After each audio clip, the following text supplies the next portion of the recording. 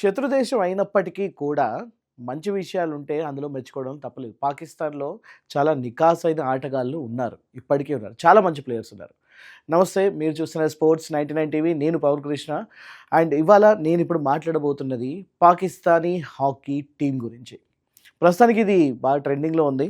నేను చెప్పాలంటే ఈ పాకిస్తాన్ హాకీ టీమ్‌కి ఎదురైన చేదు అనుభవాల గురించి ఫస్ట్ వెలికి తీసింది మన ఇండియా మీడియా అన్నమాట.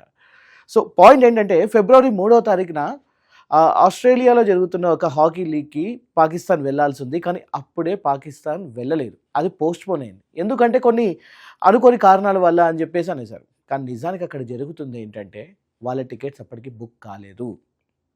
తర్వాత ఏమేం జరిగింది? సరే అక్కడి నుంచి వాళ్ళు పాకిస్తాన్ నుంచి ఫైనల్లీ ఆస్ట్రేలియాకి వెళ్ళారు. ఆస్ట్రేలియా వెళ్ళినప్పుడు సిడ్నీకి వెళ్ళడానికన్నా ముందు క్యాన్బెరాలో వాళ్ళు ఒక వెయిటింగ్ ఒక 11 అవర్స్ ఉందన్నమాట కనెక్టింగ్ ఫ్లైట్‌కి. డైరెక్ట్ ఫ్లైట్ తీసుకోవచ్చు. కాకపోతే వాళ్ళ దగ్గర బడ్జెట్స్ అంత ఉంటుందో తెలిసిందే. సో ఈ 11 అవర్స్ ఎప్పుడైనా సరే ఒక ప్లేయర్స్ బయటికి వెళ్ళినప్పుడు వాళ్ళకి సేఫ్టీ, సెక్యూరిటీ, ప్రైవసీ అండ్ వాళ్ళ హెల్త్ పరంగా వాళ్ళని జాగ్రత్త చూసుకో ఇవన్నీ కూడా ప్రయారిటీ ఉంటుంది. కానీ పాకిస్తాన్ వాటిని గాలికి వదిలేసింది. 11 గంటలు గ్యాప్ ఉన్నప్పుడు యూజువల్లీ వాళ్ళకి ఎక్కడైనా స్టే అరేంజ్ చేస్తారు. వాళ్ళకప్పుడు స్టే అరేంజ్ చేయలేదు. 11 గంటల పాటు బ్యాగులు వేసుకొని వీధులమ్మటి తిరగండి అని చెప్పారు లిటరల్లీ. అంటే వాళ్ళు అంత లగేజ్ చేసుకొని ఏం చేస్తారు? దానికి కవరింగ్ ఇచ్చింది ఏంటంటే వెళ్ళాలి ఆస్ట్రేలియా చూడండి అన్నట్టుగా. కానీ ఆ టైంలో వాళ్ళు టూర్కి కాదు వెళ్ళింది, వాళ్ళు ఒక మ్యాచ్కి వెళ్ళారు. సరే 11 గంటల నిరీక్షణ అయిపోయిన తర్వాత ఫైనల్లీ సిడ్నీ చేరుకుంటే అక్కడికి వెళ్ళి వాళ్ళు ఒక ఇంటర్నేషనల్ హోటల్లో దగ్గరికి వెళ్ళారు. వాళ్ళకైనా వామ్ వెల్కమ్ దొరుకుతుందంటే ఏం లేదు. లోపలికి వెళ్ళాక మా రూమ్స్లోకి మమ్మల్ని ఎంటర్ కానివ్వండి అంటే లేదు, మీ రూమ్స్ అన్ని క్యాన్సిల్ చేసేసామని చెప్పేసి హోటల్ మేనేజ్మెంట్ అన్నారు. అదేంటి అలా ఇలా జరుగుతుంది అంటే ముందు పాత బకాయిలు చెల్లించండి, 15 కోట్ల దాకా ఉంది, మీరు ఎప్పుడు చెల్లిస్తారు అని చెప్పి అన్నారు. అప్పటిదాకా మేము మీకు హోటల్ రూమ్స్ ఇవ్వము అని చెప్పి అన్నారు. ఆ తర్వాత మళ్ళీ ఇంకొక 10-12 గంటల పాటు వాళ్ళు అలా రోడ్ల మీద తిరగాల్సి వచ్చింది. ఫైనల్లీ వాళ్ళకి అక్కడ పాకిస్తాన్ సంబంధించిన హాకీ ఫెడరేషన్కి ఆస్ట్రేలియా నుంచి ఇన్ఫర్మేషన్ వెళ్ళాక కష్టాలు పడ్డ తర్వాత లోకల్గా ఒక చిన్న హోటల్ లాంటిది అక్కడ ఉంటాయి అన్నమాట. చాలా చిన్నవి. అక్కడ ఏంటంటే మన ఫుడ్ మనమే వండుకోవాలి, మన బట్టలు మనమే ఉతుక్కోవాలి, మన అంట్లు మనమే తోముకోవాలి, ఇలాంటివన్నీ ఉంటాయి అన్నమాట. సో అలాంటి ఒక స్టేలో వాళ్ళకి అక్కడ స్టే కల్పించడం జరిగింది. అంటే అది ఎవరు ఉంటారంటే చాలా బడ్జెట్లో, అంటే చాలామంది ఏంటంటే ఇప్పుడు మన ఇండియాలో కూడా చూసుకుంటే మనకి 5 స్టార్ 7 స్టార్ హోటల్స్తో పాటు చాలా లో లెవెల్లో లాడ్జెస్ కూడా ఉంటాయి అన్నమాట. సో ఒక రకంగా అది లాడ్జ్ కన్నా చాలా చిన్నది. సో అలాంటి వాటిలలో ఒక్కొక్క రూమ్లో 5-6 ప్లేయర్లని కుక్కి అందులో పెట్టేశారు. అండ్ వాళ్ళ ఫుడ్ సంబంధించి ఏర్పాట్లు కూడా వాళ్ళే చేసుకోవాలి, వాళ్ళే వండుకోవాలి. అండ్ మ్యాచ్ ఇంకా ఇవాళ మ్యాచ్ ఉందంటే ఉదయం మ్యాచ్కి వెళ్ళడానికన్నా ముందు మీరు అంట్లని తోమారా లేదా అని చెప్పేసి కోచ్ వచ్చి అడుగుతాడు. సో వాళ్ళు మ్యాచ్కి ముందు అంట్లు తోముకోవడాలు, బట్టలు ఉతకడాలు అండ్ మోర్ ఓవర్ ఇలాంటి ఒక స్ట్రెస్, ఒక ట్రామాకి గురైన తర్వాత వాళ్ళు మ్యాచ్ ఆడగలుగుతారా? ఆస్ట్రేలియాతోని 3-2 తేడాతోని మ్యాచ్ ఓడిపోయారు. అంటే ఒక రకంగా చెప్పాలంటే ఒక 2 గోల్తో తేడాతోనే ఓడిపోయారు. సరే పాకిస్తాన్కి ఓడిపోవడం కొత్త ఏం కాదనుకోండి. కానీ ఇక్కడ అర్థం చేసుకోవాల్సిన విషయం ఏంటంటే వాళ్ళకి గెలిచే అవకాశాలు కూడా ఉన్నాయి. పాకిస్తాన్కి సంబంధించి హాకీ గేమ్ అనేది వాళ్ళ నేషనల్ గేమ్, అది వాళ్ళ నేషనల్ ప్రైడ్కి సంబంధించిన గేమ్. సో దాని గురించి ఒకసారి చూద్దాం. మొత్తానికైతే అసలు సిడ్నీలో ఏం జరిగింది? జాతీయ క్రీడకి వాళ్ళకి అంత పెద్దపీట ఇచ్చారంటే లేదు, జాతీయ అవమానం జరిగింది వాళ్ళకి. Sydney Australia FIH pro league జరుగుతుంది. హోటల్ బిల్లులు చెల్లించకపోవడంతో గదులు రద్దు అండ్ దుస్థితి. అంతర్జాతీయ మ్యాచ్లకు ముందుగా ఆటగాళ్లు వంట పాత్రలు కడుక్కోవాల్సిన పరిస్థితి, ఇందాక నేను చెప్పినట్టు. అయితే దీని గురించి మన ఇండియా మీడియాలో ఇన్ఫర్మేషన్ వచ్చిన వెంటనే అందరూ అవునా అని చెప్పి అనుకున్నారు. పాకిస్తాన్కి సంబంధించిన కొన్ని జర్నల్స్, అక్కడ న్యూస్ ఛానల్స్ చూస్తే అక్కడ దీని గురించి కనీసం ఒక్క మాట కూడా లేదు. పాకిస్తాన్ అక్కడ దీని గురించి మాట్లాడకపోయేసరికి ఇది నిజమా కాదా అని కొంత డౌట్ కూడా వచ్చింది చాలామందికి. అయితే మనందరూ తెలిసిన విషయమే, పాకిస్తాన్లో అంత పత్రికా స్వేచ్ఛ కానీ లేకపోతే అక్కడ భావ ప్రకటన కానీ అంత ఈజీగా ఉండదు. అక్కడ చాలా వరకు government and more over government పేరులో ఉండే ఆర్మీ అనేది అక్కడ ఎక్కువ కంట్రోల్ చేస్తూ ఉంటుంది కాబట్టి. సో వెంటనే ఆబ్వియస్లీ అహ్మద్ షకీల్ పాకిస్తాన్ హాకీ టీమ్కి కెప్టెన్, అతను రంగంలోకి దిగాల్సి వచ్చింది. అతను వచ్చి అప్పుడు ఏమన్నాడంటే లేదు ఇక్కడ ఇండియా చెప్తున్నట్టు అలాంటిది ఏం జరగలేదు, మేము బాగానే ఉన్నాం, ఇదంతా జస్ట్ బోగస్, ఇవంతా అనవసరంగా లేనిపోని కుట్రలు చేస్తూ ఉన్నారు అని చెప్పేసి నార్మల్గా వీడియోని ఖండించాడు అక్కడ వీడియోలో. కానీ అక్కడ మ్యాచ్లన్నీ వరుసగా ఓడిపోయిన తర్వాత అక్కడ ఫ్రస్ట్రేషన్ అంతా కూడా వన్స్ వాళ్ళు పాకిస్తాన్ వాళ్ళ స్వదేశం వెళ్ళిపోయిన తర్వాత వాళ్ళు మౌనాన్ని వీడారు. ఎస్ ఇది జరిగింది అని చెప్పి అన్నారు. మొదట నా దేశం పరువు పోకూడదని అంత బాగుందని అబద్ధం చెప్పానని చెప్పేసి అహ్మద్ షకీల్ ఆన్ లైవ్ టీవీస్లో న్యూస్ మధ్యలో ఆయన ఒప్పుకోవడం జరిగింది. మొదట కష్టాలను వివరిస్తూ వీడియో విడుదల ఇండియా చేసింది. అండ్ ఇండియా ప్రస్థానం రావడంతో ఒత్తిడికి తలొగ్గి మాట మార్చిన కెప్టెన్. అంటే అతని మీద ఒత్తిడి పెరిగింది, మీరు కష్టాలు పడుతున్నా కూడా అబద్ధం అని చెప్పండి అని చెప్పేసి. సో అక్కడే అర్థమైపోతుంది, అక్కడ గవర్నమెంట్ కూడా ఇన్వాల్వ్ అయింది. ఇక్కడ అంటే ప్లేయర్స్ కష్టాలు జరుగుతున్నా కూడా ప్లేయర్ల కష్టాలు తీర్చడానికి ముందుకు రావాల్సింది పోయి, లేదు ముందు మీరు నష్ట నివారణ చర్యలు మొదలు పెట్టండి అని చెప్పి అన్నారు. మైదానంలో పరాభవం బయటపడ్డ నిజం. అక్కడ జరిగిన ఇష్యూ అంతా చూసిన తర్వాత ఫలితం ఆబ్వియస్లీ ఆడిన అన్ని మ్యాచ్లు పాకిస్తాన్ ఓడిపోయింది. అండ్ స్వదేశానికి వచ్చిన మౌనం వీడారు. అండ్ వంటగదిలో పనులు చేసే మ్యాచ్లకు వెళ్తే ఫలితాలు ఇలానే వస్తాయి కదా అని చెప్పి అన్నారు. అండ్ ఒక వ్యవస్థ అనేది విఫలం అయితే ఇక్కడ ఆటగాళ్ళకి శిక్ష వేస్తే ఎలా? నేను చెప్పాలంటే ఇది జరిగిన వెంటనే పాకిస్తాన్ హాకీ ఫెడరేషన్ PHF ఏదైతే ఉందో దానికి సంబంధించిన అధ్యక్షుడు ఎవరైతే ఉన్నారో అతన్ని వెంటనే లైక్ రాజీనామా చేయమని చెప్పన్నారు. అతను రాజీనామా చేశాడు. అతను ఏమన్నాడంటే పాకిస్తాన్ స్పోర్ట్స్ బోర్డు ఏదైతే ఉందో PSB వాళ్ళు మమ్మల్ని పట్టించుకోవట్లేదు, వాళ్ళ మీద మీరు అబ్జర్వ్ చేయండి, నా తప్పేం లేదని చెప్పి ఆయన వదిలేశాడు. దాని తర్వాత తీరా చూస్తే కెప్టెన్ అహ్మద్ షకీల్ని అతను నిజం చెప్పినందుకు అతన్ని 2 సంవత్సరాల పాటు బ్యాన్ చేసి పడేసింది పాకిస్తాన్ గవర్నమెంట్. అసలు నిజం చెప్తే ఎందుకు బ్యాన్ చేస్తారు? వీలైనంత వరకు తప్పులు అక్కడ ఓకే. మొదట్లో ఇండియాలో న్యూస్ బయటకు వచ్చిన తర్వాత అట్లీస్ట్ అతనికి ఫోన్ చేసి అతని మీద ప్రెషర్ పెట్టి అబద్ధం అని చెప్పించమని చెప్పి అన్న తర్వాత అట్లీస్ట్ ఆ తర్వాత అయినా సెటిల్ చేసుకోవాల్సిన పనులు ఉంటాయి కదా, సెటిల్ చేసుకోలేదు.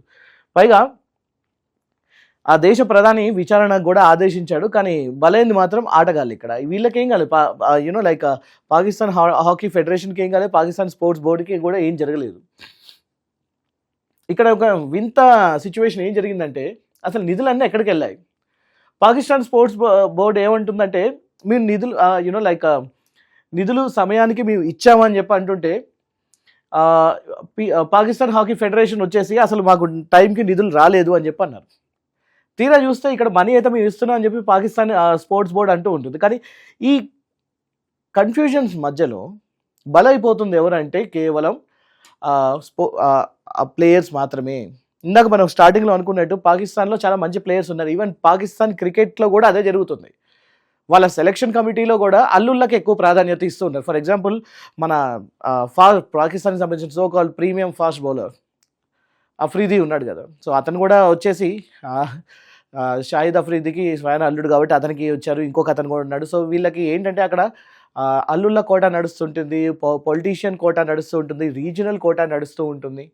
సో అక్కడ మంచి బెస్ట్ ప్లేయర్స్ ఉన్నారు. పాకిస్తాన్కి వాటికి కూడా క్రికెట్లో ప్రపంచ దేశాలకు సవాల్ విసిరేంత శక్తి ఉన్నప్పటికీ కూడా అక్కడ రాజకీయాలకు అది బలైపోతుంది అనమాట. సో సేమ్ ఇక్కడ కూడా ఇదే జరిగింది. సో చూస్తుండగానే ఆటగాళ్ళ భవిష్యత్తు మాత్రం ప్రశ్నార్థకంగా మారింది. అండ్ అంతర్జాతీయ వేదికలపై అంటరానితనం ఒక రకంగా సుల్తాన్ అజ్లాన్ షా కప్ అని చెప్పేసి మలేషియాలో జరుగుతూ ఉంటుంది. ఇది వన్ ఆఫ్ ద ఒక రకంగా ఏషియా కప్ లాంటిది అని చెప్పి కూడా అనుకోవచ్చు. ఈ సుల్తాన్ అజ్లాన్ షా కప్కి పాకిస్తాన్ ఈసరికి అసలు ఇన్విటేషనే వెళ్ళలేదు, పాకిస్తాన్ రమ్మని కూడా అనలేదు. ఎందుకంటే పాకిస్తాన్ అంతకుముందు చెల్లించాల్సిన బకాయిలు అక్కడ కూడా చెల్లించలేదు. ఎక్కడ చూసినా కూడా ఒకటి లోన్ల కోసం అడుక్కోవడం, రెండోది అప్పులు తీర్చకపోవడం, ఇది రెగ్యులర్గా జరుగుతూ ఉంటుంది అక్కడ. అండ్ ఆటగాళ్ళ జీతాలు కూడా నెలల తరబడి పెండింగ్లో ఉన్న కాంట్రాక్ట్లు. ఆటగాళ్ళకి సరే మరి వాళ్ళకి సరిపడా జీతాలన్నీ ఇవ్వాలి కదా. ఒక ఆటగాడు సరే దేశం కోసం ఆడుతున్నా కూడా అతనికి ఖర్చులు ఉంటాయి, ఫ్యామిలీ ఉంటుంది, మొత్తం పనులన్నీ వదిలేసుకొని స్పోర్ట్స్కి అంకితంగా ఉన్నప్పుడు ప్రతి దేశానికి కూడా ఒక బాధ్యత ఉంటుంది స్పోర్ట్స్ ఆ ప్లేయర్స్ని చూసుకోండి. కానీ అక్కడ వాళ్ళని గాలికి వదిలేస్తారు. కానీ గేమ్ వచ్చిన ప్రతిసారి వాళ్ళ మీద ప్రెషర్ ఉంటుంది. గెలిస్తేనేమో గవర్నమెంట్ క్రెడిట్ తీసుకుంటుంది, ఓడిపోతేనేమో నీదే తప్పు అని చెప్పి అంటూ ఉంటారు అక్కడ. అండ్ ఇంకోటి అక్కడ ఏంటంటే వలసలు కూడా జరుగుతుంటాయి. బ్రతుకు తెరువు కోసం విదేశాలకు వెళ్తున్న ఆటగాళ్ళు. ఇప్పుడు ఆట కోసం వాళ్ళ మొత్తం మనసా వాచ కర్మన మొత్తం వాళ్ళు ఆ దేశం కోసం ఆడిన తర్వాత అప్పుల పాలైన తర్వాత లాస్ట్గా అప్పులు తీర్చడం కోసం దుబాయ్కి, సౌదీలకి వాళ్ళు చిన్న చిన్న ఉద్యోగాలు చేసుకోవడానికి వెళ్తూ ఉన్నారు. అక్కడ డ్రైవర్ లాంటి ఉద్యోగాలు చేసుకుంటూ ఉన్నారు. సో ఒకప్పుడు వరల్డ్ కప్ విజేతలు 1 కాదు 2 సార్లు 4 సార్లు వీళ్ళు వరల్డ్ కప్ కూడా కొట్టారు పాకిస్తాన్ హాకీ టీం సభ్యులు. ఒలింపిక్స్లో కూడా వాళ్ళకి స్వర్ణ పథకాలు వచ్చిన రోజులు ఉన్నాయి. కానీ ఇవాళ మాత్రం నిధుల కోసం ఒక దయనీయమైన పరిస్థితిలో ఉన్నారు. అండ్ ఇది ఇందాక అనుకున్న ఇది హాకీ మాత్రమే కాదు, క్రికెట్ మాత్రమే కాదు. For example Mohammed Riyaz football Asia క్రీడల్లో దేశానికి ప్రాతినిధ్యం వహించాడు. కానీ చివరికి ఇప్పుడు జిలేబీలు అమ్ముకుంటూ ఉన్నాడు, పాల వ్యాపారం చేసుకుంటూ ఉన్నాడు. సో అతని గురించి పెద్ద ఇష్యూ అయిన తర్వాత అప్పుడు కొంచెం నష్ట నివారణ చర్యలు చేశాడు. Even including Arshad Nadeem javelin త్రోలో నిజంగా చాలా చక్కటి వరల్డ్ రికార్డ్ కూడా చేశాడు. కానీ అతను కూడా గెలిచేంత వరకు అతను పట్టించుకోలేదు. అంతకుముందు అతను పడ్డ కష్టాలు కూడా అన్నీ ఇన్ని కాదు. అండ్ పథకం వస్తేనే పట్టించుకుంటారా? సో ఇక్కడ అర్థం చేసుకోవాలి మనం, మొదట నిర్లక్ష్యం. అంతర్జాతీయంగా పరువు పోయాక మాత్రం ఇప్పుడు హడావుడి చేస్తూ ఉన్నారు. మొదట అసలు నిర్లక్ష్యం చేశారు. సరే ఇండియన్ న్యూస్లో వచ్చినప్పుడైనా వాళ్ళు అలర్ట్ అవ్వాలి కదా, పాకిస్తానీ హాకీ ప్లేయర్స్కి ఎంతో కొంత వాళ్ళు సపోర్ట్ ఇవ్వాలిగా, ఇవ్వలేదు. అండ్ ఒక సందేశం ఇక్కడ ఏమొస్తుందంటే, నీ విజయానికి నువ్వే బాధ్యుడివి, ఓడిపోతే వ్యవస్థ నిన్ను ఆదుకోదు. సో అక్కడ మ్యాచ్లకు పంపిస్తూ ఉంటారు, వెళ్ళిన తర్వాత వీళ్ళు పోనీ బాగా ఆడితేనేమో ఓకే క్రెడిట్ తీసుకుంటా, కానీ ఓడిపోతే మాత్రం నీదే బాధ్యత. క్రీడాకారుల సంక్షేమం కంటే పథకాలకే ప్రాధాన్యం. సరే ఇప్పుడు పథకాలకు ప్రాధాన్యం ఇచ్చినా కూడా సంక్షేమం కూడా చూసుకోవాలి కదా. వాళ్ళ కాంట్రాక్ట్స్ ఎప్పటికప్పుడు వాళ్ళు రెన్యూ చేస్తూ ఉండాలి, వాళ్ళ శాలరీస్ అనేది ఇస్తూ ఉండాలి. కష్టం. ఇప్పుడు ఇక్కడ అసలైన ప్రశ్న ఏంటంటే, ఒక కెప్టెన్పై నిషేధం విధించినంత మాత్రాన పోయిన పరువు తిరిగి వస్తుందా? అధ్యక్షులను మార్చడం కాదు, క్రీడా వ్యవస్థనే ప్రక్షాళన చేయాలి. సో పాకిస్తాన్కి సంబంధించిన హాకీ ఫెడరేషన్ ప్రస్తుతానికైతే ఈ క్వశ్చన్నే ఎదుర్కొంటుంది. ముఖ్యంగా ఇక్కడ ఎవరికీ అర్థం కాని విషయం ఏంటంటే, అహ్మద్ షకీల్ని పాకిస్తాన్ హాకీ టీం కెప్టెన్ని ఎందుకని వీళ్ళు మొత్తానికి 2 సంవత్సరాల పాటు బ్యాన్ విధించారు. అతను కెప్టెన్గా అంటే తన గురించే కాకుండా టీం సభ్యులందరి గురించి అతను మాట్లాడడం జరిగింది. మొదట గవర్నమెంట్ చెప్పినట్టు అతను దాన్ని ఖండించాడు, ఇదంతా ఏం జరగలేదు. కానీ దాని తర్వాత కూడా వచ్చాక మళ్ళీ మాట్లాడాల్సి వచ్చిందంటే ఈ లోపల వాళ్ళు ఎంత ప్రెషర్కి లోనయ్యాడు. అండ్ ఈ విషయం తనకు కూడా తెలుసు, తనపై నిషేధం వేస్తారని. అయినప్పటికీ వాళ్ళు బయటకు వచ్చి ఇంత లెవెల్లో మాట్లాడుతున్నారు అంటే మనం ఇక్కడ ఒకటి క్లియర్గా అర్థం చేసుకోవాలి, డబ్బులు అనేది వస్తూ ఉంటాయి. పాకిస్తానీ హాకీ ఫెడరేషన్కి 1 కాదు 2 కాదు 25 కోట్లు ఆల్రెడీ మంజూరు చేసినట్టు ఇన్ఫర్మేషన్ అయితే ఉంది. మరి 25 కోట్లు ఎక్కడికి వెళ్ళిపోయాయి అనేది ఇప్పటికీ ఒక క్వశ్చన్ మార్క్. అంటే కరప్షన్లో వెళ్ళిపోతున్నాయి, ఆటగాళ్ళని పట్టించుకోవట్లేదు. సో మరి మీరేమనుకుంటున్నారు దాని గురించి నాకు కూడా తప్పకుండా కామెంట్ రూపంలో తెలియజేయండి. వీడియో నచ్చితే తప్పకుండా లైక్ కొట్టండి, షేర్ చేయండి అండ్ సబ్స్క్రైబ్ చేసుకోండి. Thank you so much for watching. ఇంకొక వీడియోతో మళ్ళీ మీ ముందుకు వస్తాను. Thank you so much.